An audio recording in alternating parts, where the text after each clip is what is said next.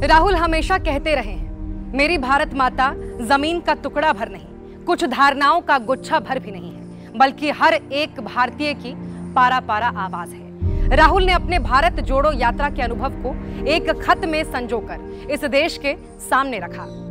राहुल लिखते हैं, पिछले साल अपने घर यानी भारत माता के आंगन में मैं 145 दिन तक पैदल चला।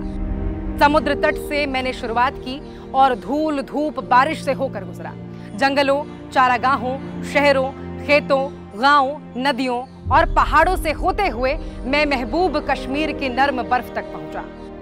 रास्ते में अनेक लोगों ने मुझसे पूछा, ये आप क्या कर रहे हैं? आज भी कई लोग मुझसे यात्रा के लक्ष्य के बारे में पूछते हैं, आप क्या खोज रहे थे? आपको मिला क्या? असल में मैं उस चीज को समझना चाहता था जो मेरे दिल के इतने करीब है, जिसने मुझे मृत्यु से आंख मिलाने और चरैवेती की प्रेरणा दी है, जिसने मुझे दर्द और अपमान सहने की शक्ति दी और जिसके लिए मैं सब कुछ न्यौछावर कर सकता हूं। वर्षों से रोजाना वर्जिश में लगभग हर शाम मैं 8 से 10 किलोमीटर दौड़ लगाता रहा। मैंने सोचा बस 25, मैं तो आराम से 25 किलोमीटर चल लूंगा। मैं आश्वस्त था कि ये एक आसान पदयात्रा होगी, लेकिन जल्द ही दर्द से मेरा सामना हुआ। मेरे घुटने की पुरानी चोट जो लंबे इलाज के बाद ठीक हो गई थी, फिर से उभर आई। अगली सुबह लोहे के कंटेनर के एकांत में मेरी आंखों में आंसू थे। बाकी बचे 3800 किलोमीटर मैं कैसे चलूंगा? मेरा अहंकार चूर चूर हो चुका था। भीनु सारे ही पदयात्रा शुरू हो जाती थी और ठीक इसके साथ ही एक भूखे भेड़िया की तरह दर्द हर जगह मेरा पीछा करता और मेरे रुकने का इंतजार करता। कुछ दिनों बाद मेरे पुराने डॉक्टर मित्र आए, उन्होंने कुछ सुझाव भी दिए, मगर दर्द जस का तस रहा। लेकिन तभी कुछ अनोखा अनुभव हुआ। यह एक नई यात्रा की शुरुआत थी। जब भी मेरा दिल डूबने लगता, मैं सोचता कि अब और नहीं चल पाऊंगा, अचानक कोई आता और मुझे चलने की शक्ति दे जाता। कभी खूबसूरत लिखावट वाली 8 साल की एक प्यारी सी बच्ची, कभी केले के चिप्स के साथ एक उजास बुजुर्ग महिला, कभी एक आदमी जो भीड़ को चीरते हुए आए और मुझे गले लगाए फिर गायब हो जाए, जैसे कोई खामोश और अदृश्य शक्ति मेरी मदद कर रही हो। घने जंगलों में जुगनुओं की तरह वो हर जगह मौजूद थी। जब मुझे वाकई इसकी जरूरत थी, ये शक्ति मेरी राह रोशन करने और मदद करने वहां पहले से ही थी। पदयात्रा आगे बढ़ती गई। लोग अपनी समस्याएं लेकर आते रहे। शुरुआत में मैंने सबको अपनी बात बतानी चाहिए। मैंने उन्हें भरसक समझने की कोशिश की। मैंने लोगों की परेशानियों और उनके उपायों पर भी बात की। जल्द ही लोगों की संख्या बहुत ज्यादा हो गई और मेरे घुटने का दर्द बदस्तूर। ऐसे में मैंने लोगों को महज देखना और सुनना शुरू कर दिया। यात्रा में शोर बहुत होता था। लोग नारे लगाते, तस्वीरें खींचते, बतियाते और धकियाते चलते। रोज का यही क्रम था। प्रतिदिन 8 से 10 घंटे मैं सिर्फ लोगों की बातें सुनता और घुटनों के दर्द को नजरअंदाज करने की कोशिश करता।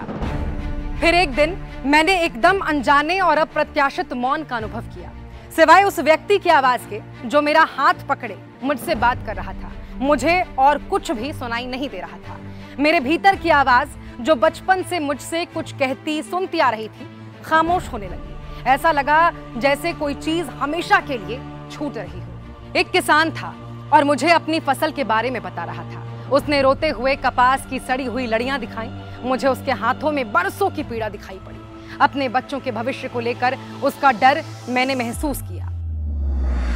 उसकी आंखों के कटोरे तमाम भूखी रातों का हाल बताते थे। उसने कहा अपने मरणासन पिता के लिए वो कुछ भी नहीं कर पाया। उसने कहा कि कभी कभी अपनी पत्नी को देने के लिए उसके हाथ में कौड़ी भी नहीं होती। शर्मिंदगी और विपत्ति के वे लम्हे जो उसने अपनी जीवन साथी के सामने महसूस किए, मानो मेरे दिल में कौंध गए। मैं कुछ बोल नहीं पाया।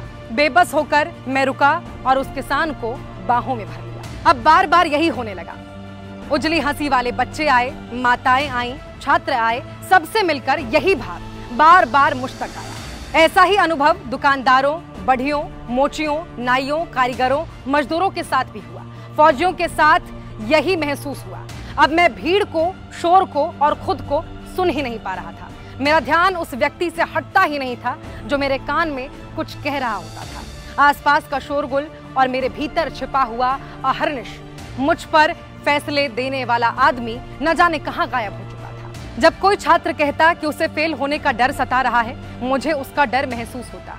चलते चलते एक दिन सड़क पर भीख मांगने को मजबूर बच्चों का एक झुंड मेरे सामने आ गया। वे बच्चे ठंड से कांप रहे थे। उन्हें देखकर मैंने तय किया, जब तक ठंड सह सकूंगा यही टी शर्ट पहनूंगा।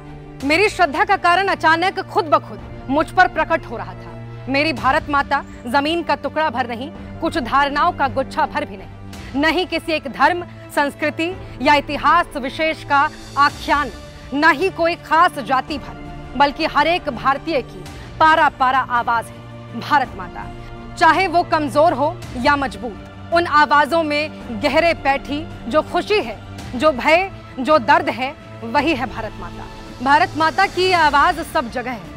भारत माता की इस आवाज को सुनने के लिए आपकी अपनी आवाज को, आपकी इच्छाओं को, आपकी आकांक्षाओं को चुप होना पड़ेगा। भारत माता हर समय बोल रही है। भारत माता किसी अपने के कान में कुछ ना कुछ बुदबुदाती है, मगर तभी जब उस अपने का आत्म पूरी तरह से शांत हो, जैसे एक ध्यान मग्न मनुष्य का मौन। सब कुछ कितना सरल था। भारत माता की आत्मा का वो मोती जिसे मैं अपने भीतर की नदी में खोज रहा था, सिर्फ भारत माता की सभी संतानों के हहराते हुए अनंत समुद्र में ही पाया जा सकता है। राहुल गांधी, वायनाड के कांग्रेस सांसद।